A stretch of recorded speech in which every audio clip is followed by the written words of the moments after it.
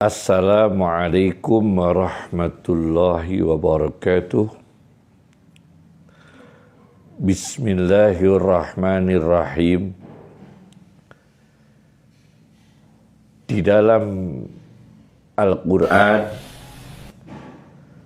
kata dari kata ismun yang artinya nama sebanyak 27 kali. Sedangkan kata bismillah memasukkan surat Fatihah ayat pertama, kemudian bismillah yang ada dalam surat Hud, kemudian bismillah yang ada di surat An-Naml sebanyak 3 kali, tidak memasukkan basmalah yang di awal surat selain Al-Fatihah. Sedangkan kata asma yang artinya nama-nama sebanyak 12 kali. Sedangkan kata Al-Qab yang artinya julukan, jamak dari kata laqab, dalam Al-Quran kata Al-Qab terdapat 1 kali.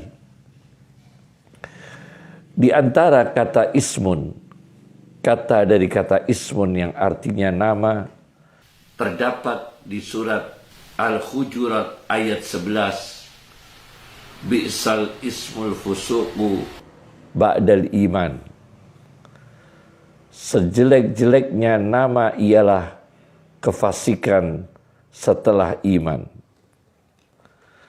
Orang yang sudah beriman, sudah beragama Islam, tidak boleh kita panggil dengan panggilan Yahudi, panggilan Nasrani, panggilan musyrik, karena sudah beriman, sudah beragama Islam. Ada satu kitab bernama Kitab Ad-Durrul Mansur fi Tafsiril Ma'sur, karya Jalaluddin As-Suyuti, di jilid 7 halaman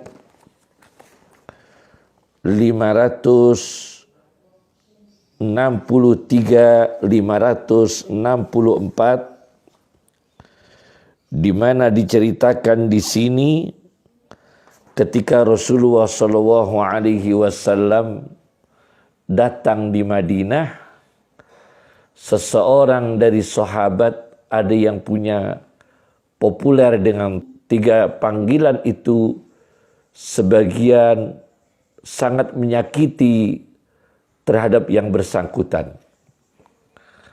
Maka ketika Rasulullah SAW datang di Madinah, ada seorang sahabat dipanggil dengan sebutan, julukan, laqab, panggilan yang sangat menyakiti.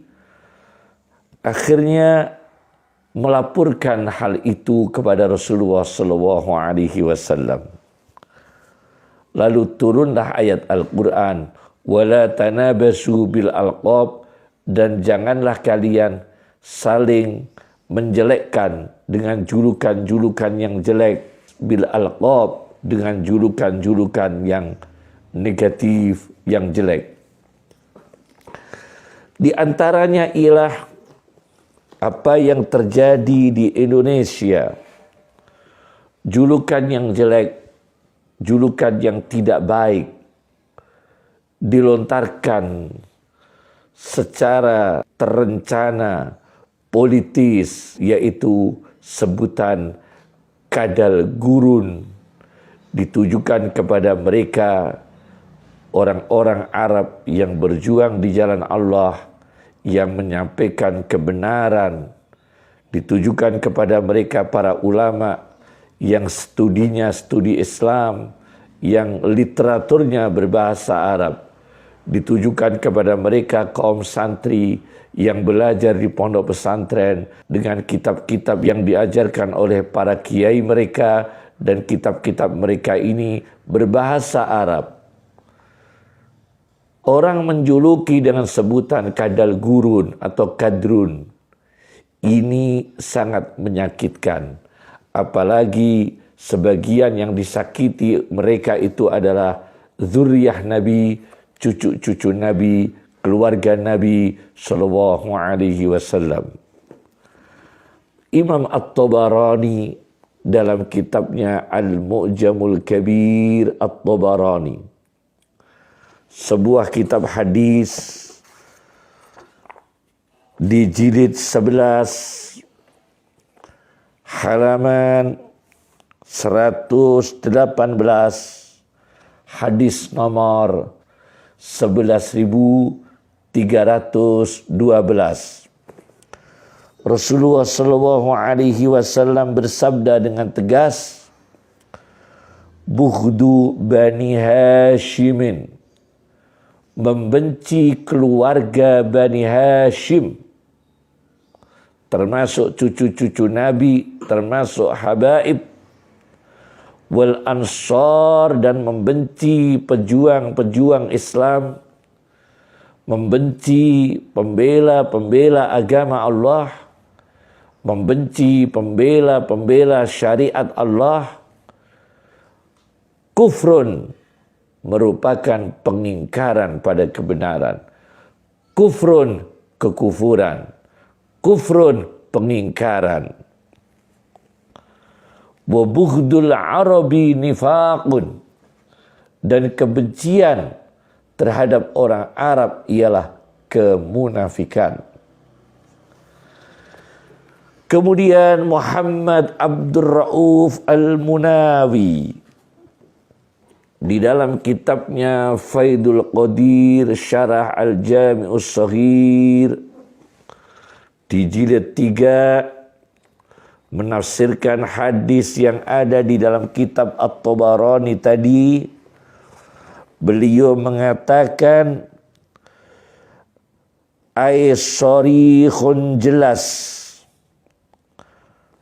kufrun syarihun, kekufuran yang jelas, pengingkaran yang jelas, anna bughda Bani Hashimin, sesungguhnya membenci Bani Hashim, min haitsu kaunuhum qarabatan Nabi, karena mereka adalah kerabatnya Nabi sallallahu alaihi wasallam, wa bughdal ansar, dan membenci khususnya sahabat Ansar, membenci pembela-pembela agama Allah khususnya sahabat Ansar, min haitsu kaunuhum nasaruhu, karena mereka membantu Nabi, karena mereka menolong Nabi, wadaharuhu, dan membantu kepada Nabi sallallahu alaihi wasallam.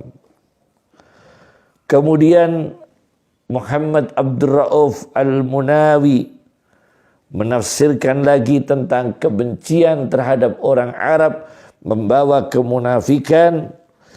La yasturu bughduhum illa an naw'i nifaqin, tidak mungkin kebencian mereka itu muncul keluar, melainkan adanya potensi kemunafikan, potensi hipokrit, imma fil i'tiqad, ada kalanya kemunafikan itu dalam akidahnya, dalam keyakinannya, atau fil amali, kemunafikan itu dalam perilakunya, di dalam perbuatannya, al-mumbaisi, yang bangkit, yang muncul, an hawa nafsi, dari hawa nafsu mereka, wa nasibis syaitan, dan bagian potensi virus dari syaitan yang terkutuk.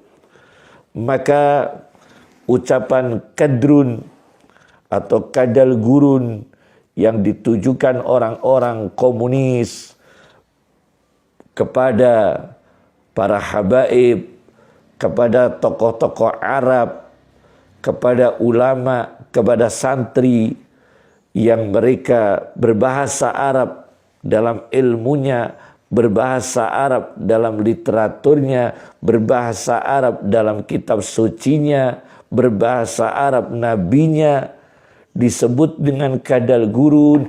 Ini sangat menyakitkan. Kadal gurun, ada satu kitab karya Ad-Damiri.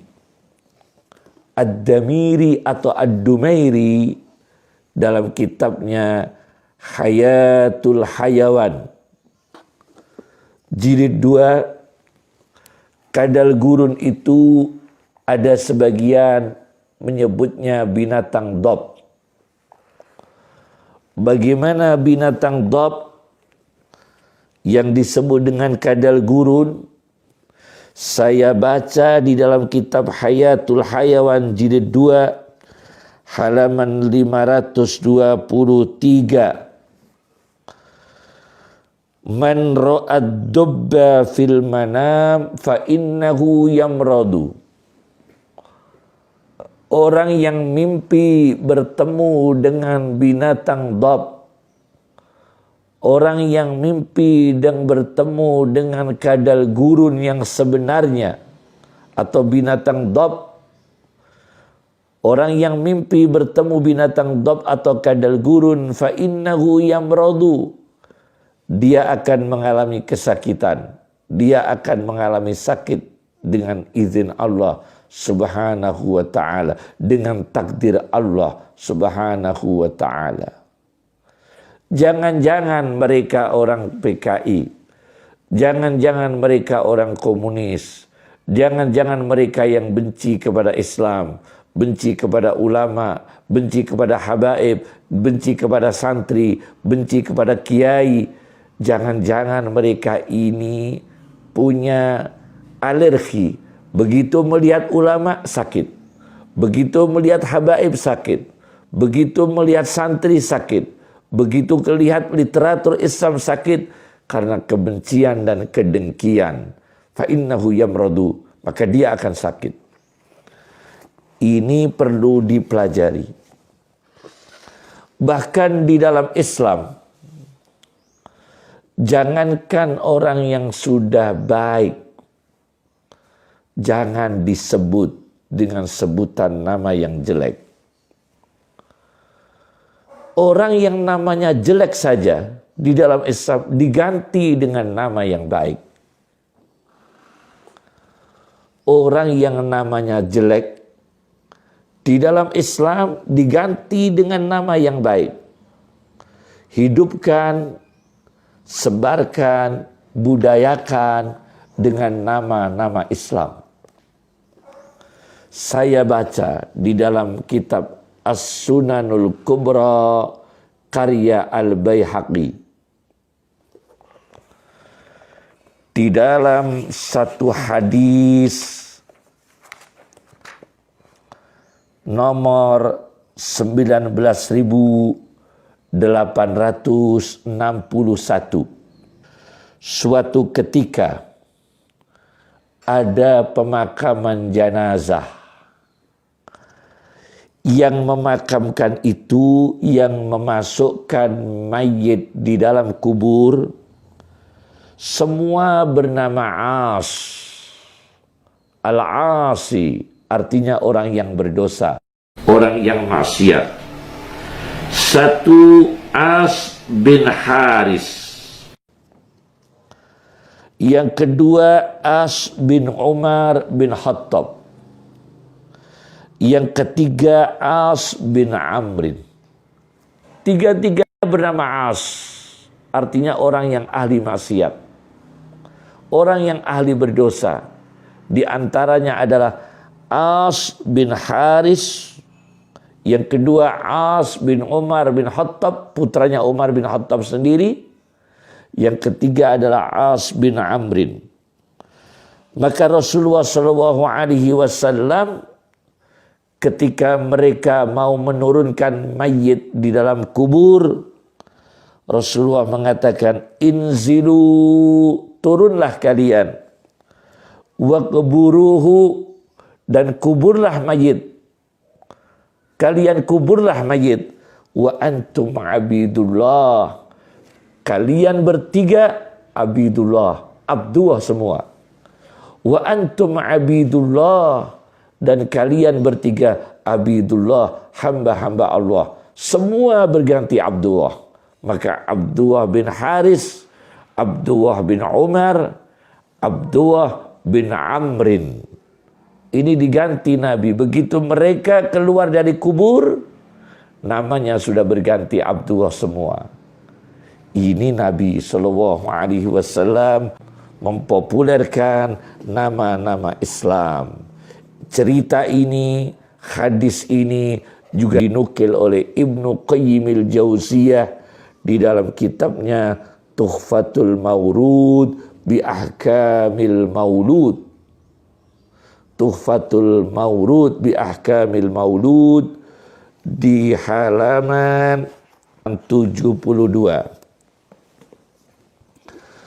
Kami juga baca di dalam kitab Muwatta' Malik. Muwatta' Malik juz 3 halaman 141. Ketika Rasulullah SAW meminta susu dari onta perah, maka Rasulullah bertanya, "May yahlubu hadih?" Siapa yang siap memerahkan susu onta, yaitu onta liqhah, onta yang telah dikawinkan, dan onta perah, onta yang telah dikawinkan dan onta perah, onta betina, naqah. Maka berdirilah satu orang sahabat Nabi, ditanya oleh Nabi, "Siapa namamu?" Dia menjawab, "Murrah, nama saya Murrah." Pahit. Nabi mengatakan, "Ijlis, jangan. Nama pahit, jangan mengambilkan minuman susu perah onta untuk saya. Jangan, namanya saja pahit, tidak bagus." Kemudian orang yang kedua ditanya oleh Nabi yang berdiri untuk mengambilkan susu perah onta. Ditanya oleh Nabi, "Siapa namamu?" Harbun, artinya perang. Rasulullah mengatakan, "Ijlis, duduk, jangan ambilkan minum susu perah untuk kami, karena namanya harbun, artinya perang." Yang ketiga namanya Ya'ish, artinya hidup, dan Nabi mengizinkan orang yang bernama Ya'ish ini mengambilkan susu perah untuk baginda Nabi SAW. Jadi Nabi kita itu menghindari nama-nama yang memang tidak bagus dalam artinya, tidak bagus dalam maknanya. Bahkan Umar bin Khattab pernah bertanya kepada seorang laki-laki, "Siapa namamu?"